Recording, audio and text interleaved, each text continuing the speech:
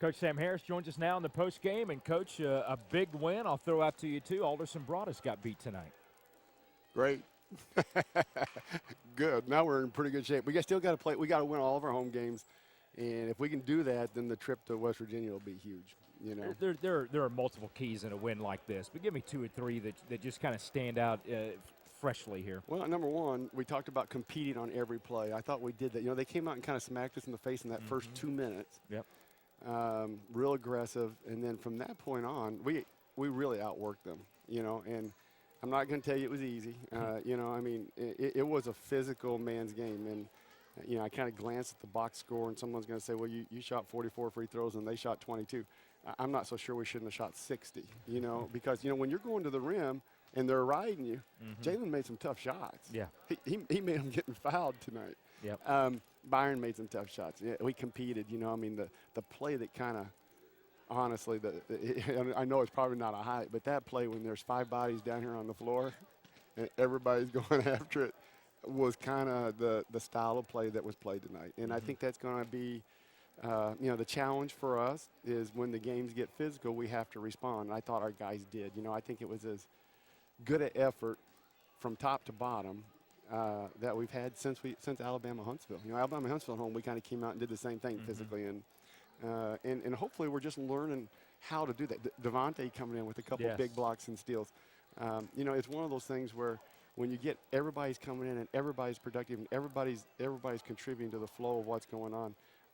You know, some of the things that we were trying to do, we were trying to attack a couple of their players off the dribble because we thought we had mismatches that we didn't exploit last time against them. And boy, we did a really good job of catching them in between.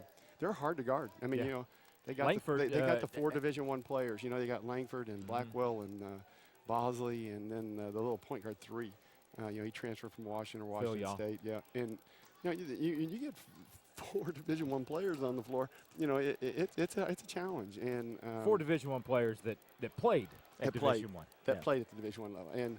And so, you know, you look at it, and it's just hopefully it's a sign of, we've talked about this before, mentally and physically moving to the NCAA Division II. And, you know, when we can compete like that on every play, every game in, game out, then we've kind of gotten the right mentality in what we're trying to do. You know, we had a great week of practice.